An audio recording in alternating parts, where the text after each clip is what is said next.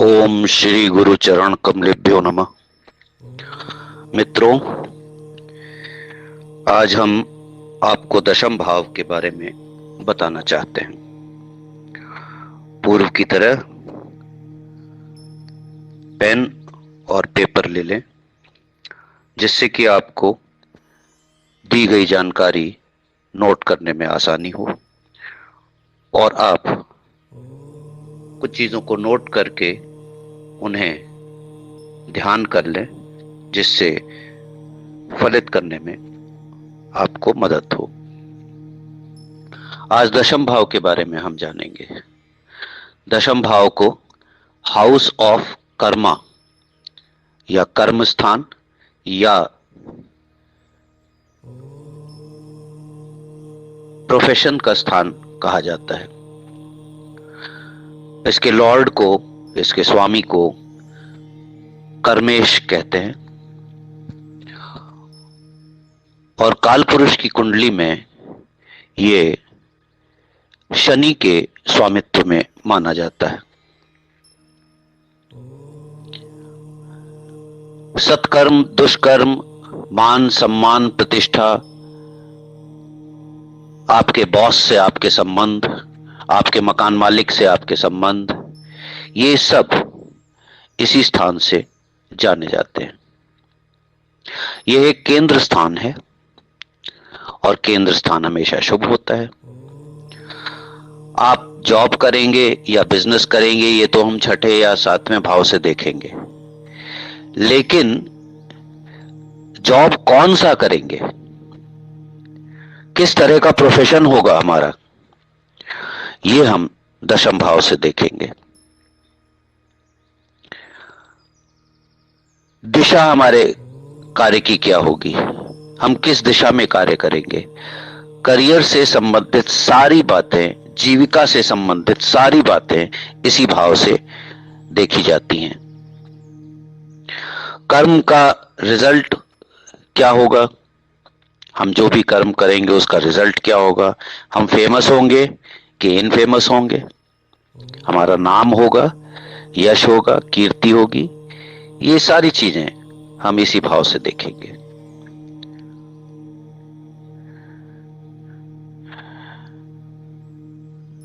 दशम भाव से उन प्रश्नों का भी उत्तर प्राप्त करेंगे जिनसे नौकरी के बारे में, यश, मान, सम्मान, उच्च पद, सत्ता, लीडरशिप क्वालिटी आदि का विचार किया जाता हो। दशम भाव के स्वामी शनि को माना जाता है कालपुरुष की कुंडली में, और इसके स्थायी कारक सूर्य, शनि, बुध व गुरु माने जाते हैं। सूर्य से उच्च पद, सत्ता, मंत्री पद, राजनीति का विचार किया जाता है। शनि से नौकरी, बड़ी फैक्ट्रीज का विचार किया जाता है। बुध से ट्रेडिंग, स्टॉक्स एक्सेट्रा का व्यापार का विचार किया जाता है। दशम भाव भाग्य और लाभ भाव के बीच स्थित है। यदि शुभ ग्रहों से प्रभाव में हो तो व्यक्ति धनवान होता है, वाहन, भूमि आदि से सुखी और प्रसिद्ध होता है, मान सम्मान प्राप्त करता है। दशम भाव से हम ये जान सकेंगे कि करियर किस क्षेत्र में होगा। दसवें भाव, चूंकि ये केंद्र भाव है, से कार्य क्षेत्र में सफलता भी हमें पता लगेगी। ये सरकार का भाव होता है, रॉयल्टी, राजसत्ता, राजनीति, प्रशासन इसी भाव से देखा जाता है। पिता का भी भाव माना जाता है ये, उनके साथ आपके संबंध भी इसी भाव से देखे जाते हैं। प्रशासनिक सेवाएं, मंत्री पद, court, supreme court, high court, उच्च आधिकारिक पद का भी भाव यही होता है। कॉर्पोरेट जॉब्स, सीईओ होना, सीओओ होना, आईएएस, पीसीएस, ये उच्च पद कहे जाते हैं और इन उच्च पदों को भी इसी भाव से देखते हैं। पिता से जुड़े व्यवसाय, प्रोफेशन, सर्जन्स, डॉक्टर्स के लिए भी यही भाव अहम होता है। सूर्य मंगल अगर प्रेजेंट हैं, पोस्टेड हैं, अगर इस भाव में सूर्य मंगल स्थित हैं, तो अक्सर अच्छे प्रोफेशंस, अच्छे डॉक्टर्स, अच्छे सर्जन्स के लिए ये दिखाता है। सीक्रेट ऑर्गेनाइजेशंस में कार्य करना, ये भी इसी भाव में आते हैं। पब्लिक से जुड़े कार्य करना, समाज सेवा आदि सारी चीजें समझने के लिए और सटीकता से फलित करने के लिए आपको ग्रह, राशि, भाव, नक्षत्र एवं गोचर को देखना होगा। दशम भाव से रिलेटेड इन सारी चीजों को देखने से फलित किया जा सकता है। यह भाव वो है जो हमारी सासू मां को भी इंडिकेट करता है। यह धन भाव का भाग्य भाव होता है। यह धन त्रिकोण का कोण है। यह वो भाव है जो आपको धन देगा, जो अपने पैरों पर खड़ा करेगा, और आप अपने कर्मों से जो भी धन प्राप्त करेंगे उस धन की प्राप्ति को हम अगले भाव में देख सकेंगे। इसलिए ये हमारे पैरों का भाव भी होता है। यदि किसी के पास अच्छा पद होगा तो वह धनवान होगा और उसका मान प्रतिष्ठा भी होगी। सप्तम से चतुर्थ होने से स्पाउस की माता का भाव भी यही होता है। मैंने पहले ही बताया कि ये सासू माँ का भाव होता है। सासू माँ का आपके जीवन में कितना इन्वॉल्वमेंट होगा ये हम इसी दशम भाव से बता सकेंगे। राज सुख का भाव भी दशम भाव ही होता है। आपका कार्य एनवायरमेंट भी दर्शाता है। आपके वर्किंग एनवायरमेंट को यही दशम भाव बताता है। केंद्र स्थान होने से स्वराशि में ग्रह विशेष परिणाम देते हैं। इस वजह से राजयोग कहते हैं। शनि का संबंध होने से 10th हाउस में शुभ फल होता है।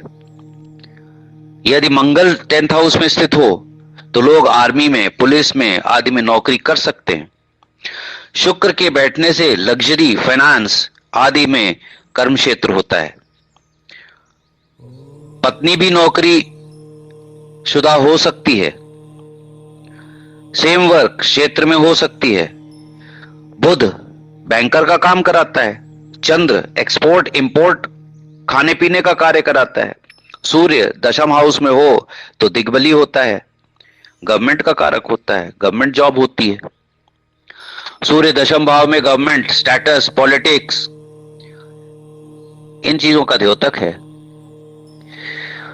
गुरु मेहनत से सफलता, काउंसलर्स, पॉलिटिशियंस, एडवाइजर्स, इन चीजों को दिखाता है। Shani construction, labour related, hard work, job in factory, ये इस तरह की चीजों को बताता है। कर्म, राज्य कार्य, नौकरी, पेशा, रोजगार, कृषि कार्य, चिकित्सक, यश, छोटे से छोटा या बड़े से बड़ा कर्म इसी भाव से देखते हैं। हर कार्य कर्म मानव के कल्याण के लिए होता है। यंत्र, मंत्र, विस्तार, पुण्य, हमारी कमर इसी भाव से देखी जाती है। देवता, मालिक, राजा, मान, शुभ जीवन, क्योंकि यह धर्म का धन है। युवराज, ख्याति, दूसरों को काबू में करना, गौरव आदि। चतुर्थ का यह भोग स्थान है, पत्नी का सुख स्थान है। सप्तम के बिगड़ने से दशम बिगड़ता है। सप्तम और दशम के बिगड़ने से कलेश का कारण बनता है। लाभ का यह द्वादश भाव है। भाग्य भाव का दूसरा भाव है। आयु का यह तीसरा भाव है। व्यय स्थान का एकादश भाव है। तीसरे भाव से 8वां भाव है। इन चीजों को भी देखने से हमको बहुत सी चीजों का ज्ञान होता है।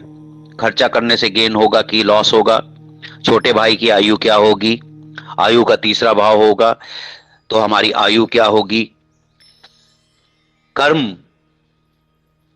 हमारे अपने हाथ में है। ये भाग्य की रूपरेखा बदल देता है। ये काल पुरुष की कुंडली में शनि के स्वामित्व रखता है, इसलिए धीरे धीरे ग्रोथ होती है। 10th हाउस को देखने से 4th और 2nd हाउस भी इंपॉर्टेंट हो जाता है। दशम भाव में अगर सूर्य बैठा हो, ये एक सूत्र है, आप नोट कर लें। दशम भाव में अगर सूर्य बैठा हो तो आपका जन्म दोपहर का होता है, और दोपहर का जन्म पुरुष जातक के लिए अच्छा माना जाता है। आज आपको दशम भाव के बारे में हमने कुछ बताया। इन चीजों को अगर ध्यान रखेंगे तो आप ज्योतिष के फलित को करने में सक्षम होंगे। अपनी बुद्धि को और अपने विवेक को इस्तेमाल करके काल, पात्र और स्थान को ध्यान रखते हुए हम कई चीजों के बारे में बता सकेंगे।